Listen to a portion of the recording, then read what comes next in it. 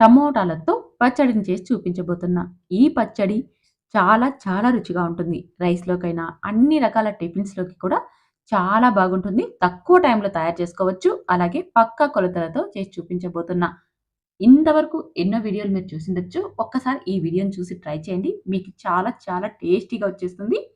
ఈ పచ్చడిని మనం 3 నెలల వరకు నిల్వ పెట్టుకొని వాడుకోవచ్చు. ఫ్రిడ్జ్‌లో కూడా పెట్టుకోవాల్సిన అవసరం లేదు. చాలా బాగుంటుంది. తప్పకుండా ట్రై చేయండి. ఇందుకోసం ముందుగా కిలో టమాటాలతో మీకు చూపించబోతున్నా. బాగా పండిన టమోటాలు తీసుకోవాలి. అలాగే ఫ్రెష్‌గా ఉన్న టమోటాలని తీసుకోవాలి. అప్పుడే మనకి ఈ రెసిపీ చాలా టేస్టీగా వస్తుంది. ఎందుకంటే ఫ్రెష్‌గా ఉన్న టమోటాల్లో జ్యూస్ ఎక్కువగా ఉంటుంది కాబట్టి. ఇలా ఈ టమోటాల్లోకి వాటర్‌ని యాడ్ చేసేసి 2 లేదా 3 సార్లు ఈ టమోటాల్ని శుభ్రంగా కడగాలి. ఇలా కడిగిన వాటన్నిటిని కూడా ఒక బౌల్‌లోకి తీసుకొని తడి లేకోకుండా తుడిచి చిన్న ముక్కలుగా కట్ చేసుకోవాలి. చూడండి వీడియోలో చూపించిన విధంగా. మరి పెద్ద సైజులో కాకోకుండా చూస్తున్నారుగా మనం ఏదైనా కర్రీ చేసేటప్పుడు ఎలా అయితే చిన్న చిన్నగా కట్ చేసుకుంటామో ఆ విధంగా అన్నమాట. ఇలా కట్ చేసేసుకొని ఒక బౌల్‌లోకి పెట్టుకోండి. అలాగే టమోటాలని కట్ చేసేటప్పుడు జాగ్రత్తగా చెక్ చేసుకోండి. ఇప్పుడు ఎక్కువగా టమోటాల్లో పుచ్చులు, అలాగే పురుగులు వస్తున్నాయి కాబట్టి టమోటాలని తీసుకునేటప్పుడే మనం మంచి టమోటాలని తీసుకోండి. అలాగే కట్ చేసుకునేటప్పుడు 1, 2 సార్లు చెక్ చేసి మరీ కట్ చేసుకోండి. ఇలా కట్ చేసుకున్న ఈ టమోటా ముక్కల్ని స్టవ్ మీద ఒక పెద్ద పెనం పెట్టుకొని అందులోకి వేసేసుకొని మూత పెట్టి లో ఫ్లేమ్‌లో ఉడికించుకోవాలి. 5 నిమిషాల తర్వాత చూపిస్తున్నాను చూడండి. ఇలా 5 నిమిషాలకు ఒకసారి చెక్ చేస్తూనే ఉండాలి. 5 నిమిషాల తర్వాత లోపలి దాకా బాగా కలపాలి. మనకి అడుగంటుకోకుండా ఉండాలి కదా! అందుకోసమని ఇలా లోపలి దాకా బాగా కలిపి మరొకసారి మూత పెట్టి ఉడికించుకోవాలి. ఆల్‌మోస్ట్ మనకిప్పుడు ఒక 25% ఇవి బాగా ఉడికిపోయాయి. ఇలా మూత పెట్టేసేసి మరొక 5 నిమిషాల తర్వాత మూత తీసి చూపిస్తున్నాను చూడండి. ఇలా మూత తీసేసి మరొకసారి బాగా కలపాలి. అలాగే మనం కలిపేటప్పుడు ప్రతిసారి కూడా పెనం అడుగు భాగం దాకా బాగా కలపాలి. అప్పుడే మనకి ఎక్కడైనా టమోటాలు పెనానికి అతుక్కొని ఉంటే బాగా కలిసిపోతాయి. లేదనుకోండి మనకి అడుగంటేస్తుంది. ఇలా కలిపేసేసి మరొకసారి మూత పెట్టి మరొక 5 నిమిషాలు ఉడికించుకోవాలి. మరొక 5 నిమిషాల తర్వాత మూత తీసి చూపిస్తున్నాను చూడండి. మనకి టమోటాలు ఆల్‌మోస్ట్ చాలా సాఫ్ట్‌గా అయిపోయాయి. స్కిన్ కూడా సెపరేట్ అయిపోతుంది. ఇప్పుడు ఇందులోకి చింతపండుని వేసేసుకోవాలి. ఇక్కడ నేను తీసుకున్న చింతపండు ఒక గుప్పెడు. కిలో టమోటాలకి మనం చేతి నిండా గట్టిగా పట్టుకున్నామనుకోండి ఒక పిడికెడు ఉండాలి. అలా అయినా తీసుకోండి. లేదంటే గ్రాములో అయినా తీసుకోండి. ఇక్కడ నేను తీసుకున్న చింతపండు 40 గ్రాములుందండి. కిలో టమోటాలకి 40 గ్రాముల చింతపండు పర్ఫెక్ట్‌గా సరిపోతుంది. మీరు చాలా పులుపు తినాలి అనుకునేవారైతే మాత్రమే 50 గ్రాములు వేసుకోండి. లేదు మనకి అన్ని రకాల టిఫిన్స్‌లోకి బాగా సెట్ అవుతుందనుకునేవారు మాత్రం 40 గ్రాములు తీసుకోండి. చాలా చాలా బాగా పర్ఫెక్ట్‌గా సరిపోతుంది. ఇలా తీసుకున్న చింతపండును టమోటాల్లోకి వేసేసి ఇదంతా బాగా కలిసేలాగా కలుపుకోవాలి. ఈ విధంగా అంత చింతపండంతా టమోటాల్లోకి బాగా కలిసిపోయిన తర్వాత మూత పెట్టి మరొక 5 నిమిషాల పాటు లో ఫ్లేమ్‌లోనే ఉడికించుకోవాలి. ఇక్కడ మనం మధ్య మధ్యలో 5 నిమిషాలకోసారి చెక్ చేస్తూ లో ఫ్లేమ్‌లో మాత్రమే ఈ మిశ్రమాన్నంతా బాగా ఉడికించుకోవాలి. చూడండి చింతపండు వేసిన తర్వాత మరొక 5 నిమిషాలు ఉడికించుకున్నాం కదా! చూడండి మనకి ఆల్‌మోస్ట్ టమోటాల్లోని వాటర్ అంతా ఇంకిపోయాయి. బాగా దగ్గర పడింది కదా! ఇలా మొత్తంగా మనకి ఒక 20 నిమిషాల పాటు ఫ్రై చేసుకుంటే చాలండి. టమోటాలు మనకి బాగా ఉడికిపోతాయి. అలాగే టమోటాల్లోని నీరు మొత్తం ఇంకిపోతుంది. ఒకవేళ మీకు ఇంకా వాటర్ ఉందనిపిస్తే మరొక 5 నిమిషాలు మూత పెట్టుకోకుండా ఫ్రై చేసేసుకోండి. నాకైతే ఇక్కడ 20 నిమిషాలకి పర్ఫెక్ట్‌గా సరిపోయింది. ఇప్పుడు స్టవ్ మీద నుంచి దించి ఈ టమోటాలు గుజ్జంతా కూడా చల్లబరుచుకోవాలి. ఇది చల్లారేలోపు మనం ఒక స్పూన్ మెంతుల్ని, 2 స్పూన్ల ఆవాల్ని వేయించుకోవాలి. ఫస్ట్ మెంతులనైతే బాగా గోల్డెన్ కలర్ వచ్చేదాకా వేయించుకొని, తర్వాత ఇందులోకి ఒక 2 స్పూన్స్ ఆవాల్ని కూడా వేసేసుకొని, ఇవి కూడా మనకి చిటపటలాడేంత వరకు ఫ్రై చేసుకోవాలి. మంటను లో ఫ్లేమ్‌లోనే పెట్టుకోవాలి. అప్పుడు ఇవి మనకి బాగా ఫ్రై అయిపోతాయి. చూడండి ఇలా లైట్ గోల్డెన్ కలర్ రావాలి. తర్వాత వీటిని చల్లబరిచి మిక్సీ బౌల్‌లోకి వేసేసుకొని మెత్తని పౌడర్‌లాగా గ్రైండ్ చేసుకోవాలి. ఈ ఆవాలు, మెంతి పిండి మనం గ్రైండ్ చేసుకునేటప్పుడు మంచి స్మెల్ రావాలి. అప్పుడే మనకివి బాగా ఫ్రై అయిపోయినట్టు. ఇలా గ్రైండ్ చేసుకున్న ఈ పొడిని పక్కన పెట్టుకోండి. ఈలోపు మనకి టమోటాలనేవి బాగా చల్లబడిపోయుంటాయి. ఒకసారి చెక్ చేసుకోండి. ఇక్కడైతే నాకు ఈ టమోటాలు బాగా చల్లబడ్డాయి. చూడండి టమోటా పచ్చడిలోకి ఎప్పుడు కూడా చింతపండును చాలా తక్కువ వేసుకోవాలి. అసలు చింతపండును మనం ఎందుకు వేస్తాము అంటే, పికిల్ అనేది మనకి చెడిపోకుండా ఉండడం కోసం మాత్రమే. మనం టమోటాలని బాగా ఉడికించుకున్న తర్వాత, టమోటాల మిశ్రమం అంతా కూడా చాలా పుల్లగా అయిపోతుంది. అలాంటప్పుడు ఎక్కువగా చింతపండు వేసామంటే, తినడానికి అస్సలు బాగోదు. మీకు పికిల్ అనేది టేస్టీగా రావాలంటే నేను చెప్పినట్టుగా చింతపండును చాలా తక్కువ వేసుకొని చూడండి. కేజీ టమోటాలకి 40 లేదా 30 గ్రాముల చింతపండును వేసుకోండి. పర్ఫెక్ట్‌గా సరిపోతుంది. ఇప్పుడు చల్లబడ్డ ఈ టమోటా మిశ్రమాన్నంతా కాస్త పెద్దగా ఉన్న మిక్సీ బౌల్‌లోకి వేసుకోండి. అలాగే అందులోకి మనం మెంతిపిండి, ఆవాల పిండిని గ్రైండ్ చేసుకున్నాం కదా! ఆ పిండిని ఒక పావు టీ స్పూన్ పసుపును, ఒక 3 స్పూన్స్ దాకా కారం పొడిని వేసుకోండి.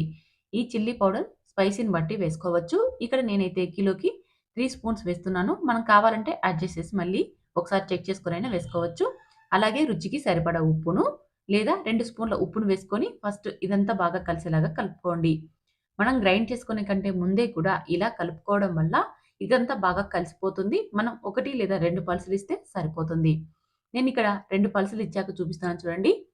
మనకి ఇంకా కాస్త ఇది గ్రైండ్ చేసుకోవాలి. మనం ఒకటేసారి కలుపుకోకుండా గ్రైండ్ చేసుకున్నామనుకోండి, మనకి ఇదంతా కూడా టమోటా సాస్ లాగా చాలా మెత్తగా అయిపోతుంది. ఆ విధంగా గ్రైండ్ చేసుకుంటే తినడానికి టేస్ట్ అస్సలు బాగోదు. మనకిది కచ్చా పచ్చాగా ఉండాలి. అందుకని మీరు ఒక 2 పల్స్ ఇచ్చాక తర్వాత ఒకసారి కలిపి మరొకసారి ఒక 2 పల్స్ ఇవ్వండి.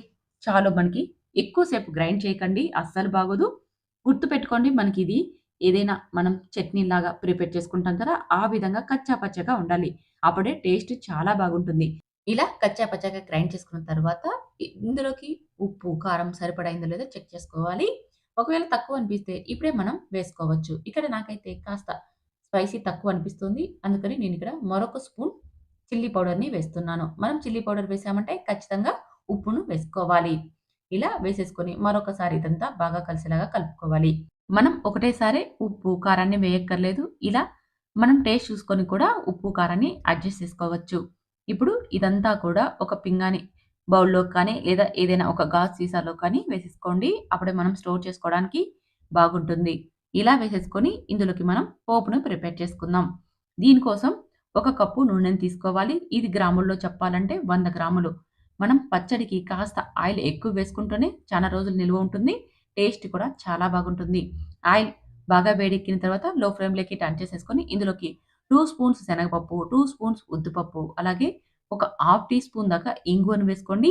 ఇదంతా బాగా ఫ్రై అయిపోయిన తర్వాత ఒక గుప్పెడు వెల్లుల్లి రెబ్బలను వేసేసుకోవాలి. ఇక్కడ వెల్లుల్లి రెబ్బలనేది మనం తినగలిగే టేస్ట్‌ని బట్టి ఎన్నైనా వేసేసుకోవచ్చు.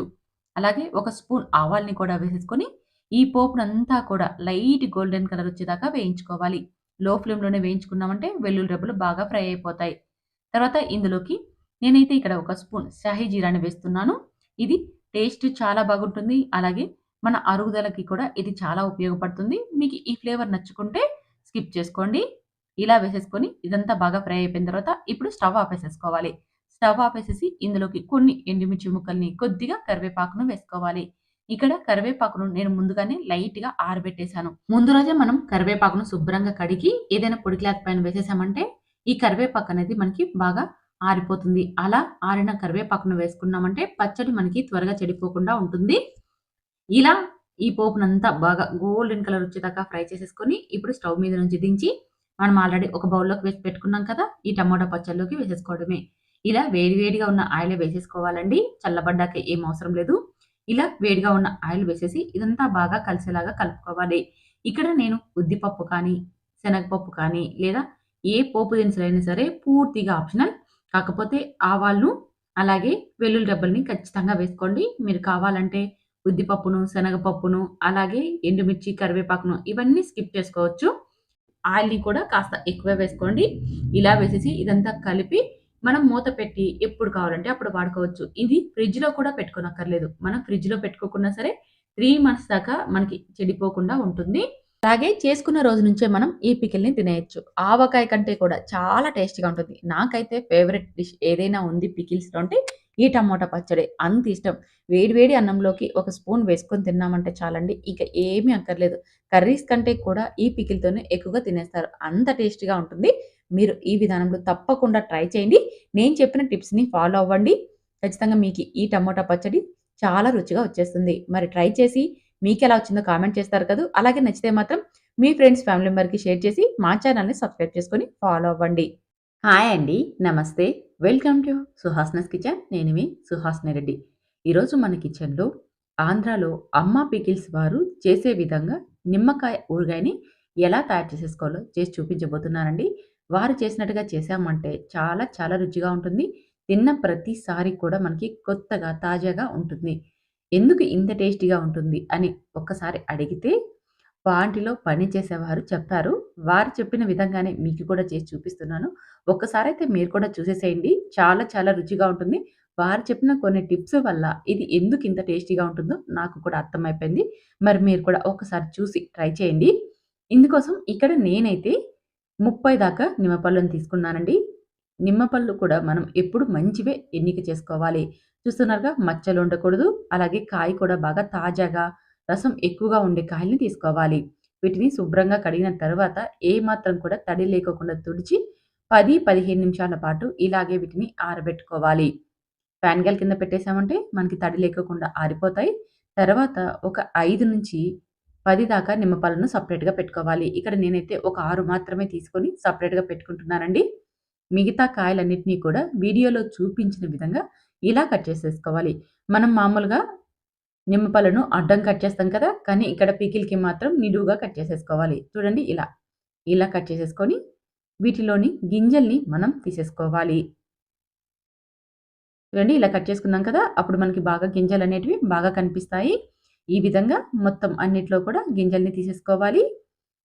అలాగే మనం ఇక్కడ గింజల్ని తీసుకున్న తర్వాత మీరు పెద్ద పెద్ద ముక్కలుగా కావాలంటే వీటిని ఇలాగే వేసేసి ఊరగాయని తయారు చేసేసుకోవచ్చు. కాకపోతే నేను ఇక్కడ 4 ముక్కలుగా చేస్తున్నాను. ఎందుకంటే మనకి ముక్కలు చిన్నగా ఉండడం వల్ల తినేటప్పుడు మసాలా ఎక్కువగా వచ్చి టేస్ట్ చాలా బాగుంటుంది.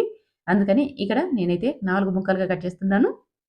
మీకు పెద్ద పెద్ద ముక్కలు కావాలంటే, ఇప్పుడు మనం ఇందాక కట్ చేసుకున్నట్లుగానే అట్లే పొడువుగా వేసేసుకోవచ్చు. చూడండి, ఈ విధంగా అన్నీ కట్ చేసేసుకొని, అందులోని గింజల్ని సెపరేట్ చేసేసుకొని, ఇలా అన్నీ కూడా కట్ చేసి పెట్టేసేసుకోవాలి. ఇప్పుడు ఒక గిన్నె తీసుకోండి. గిన్నె కానీ, గ్లాస్ కానీ ఏదో ఒకటి తీసుకొని, ముక్కలు 4 కప్పులు వచ్చే విధంగా చూసుకోవాలి. అంటే మీరు ఎన్ని ముక్కలు తీసుకున్నారో దాన్ని బట్టి చిన్న కప్పు లేదా గ్లాస్ తీసుకొని ఇలా 4 కప్పుల దాకా ఉప్పుల్ని కొలిచి ఒక పెద్ద బౌల్‌లోకి వేసుకోండి. తర్వాత మనం సెపరేట్‌గా పెట్టుకున్నాం కదా! నిమ్మకాయల్ని వాటిని ఇలా అడ్డంగా కట్ చేసేసుకొని ఇందులోకి మనం జ్యూస్‌ను పిండుకోవాలి. మిగతా 6 తీసుకున్నాం కదండీ! వాటిని ఇప్పుడు ఇందులోకి జ్యూస్ తీసుకోవాలన్నమాట. ఇలా రసాన్ని తీసుకోవాలి. ఒకేసారి పిండినప్పుడు రసం రాదు కదండీ! ఇలా 2 ముక్కలు పెట్టేసామంటే అందులో మిగిలిపోయిన రసం కూడా ఇందులోకి వచ్చేస్తుంది. ఈ విధంగా మొత్తం నిమ్మపళ్ళు రసమంతా ఇందులోకి పిండేసేసుకొని, ఇప్పుడు ఇందులోకి ఒక స్పూన్ దాకా పసుపును వేసుకోవాలి. ఇక్కడ మనం తీసుకున్న 30 నిమ్మకాయలకి ఒక స్పూన్ సరిపోతుంది. అలాగే మనం ఏ కప్పుతో అయితే నిమ్మ ఉప్పుల్ని కొలత తీసుకున్నామో, అదే కప్పుతో ఒక కప్పు ఉప్పును వేసుకోవాలి. అది కూడా నైస్ ఉప్పును వేసుకోవాలి. కానీ ఒక కప్పు మొత్తం వేసేయకండి. ముక్కాలు కప్పు వేసేసి, మిగిలిన పావు కప్పు ఉప్పును అలాగే పెట్టుకోండి. ఎప్పుడు వేయాలో అది చెప్తాను. ఇలా మనం 3/4 కప్పు ఉప్పును వేసేసాం కదా! ఇప్పుడు ఉప్పు, పసుపు ముక్కలకి బాగా అంటేలాగా కలుపుకోవాలి.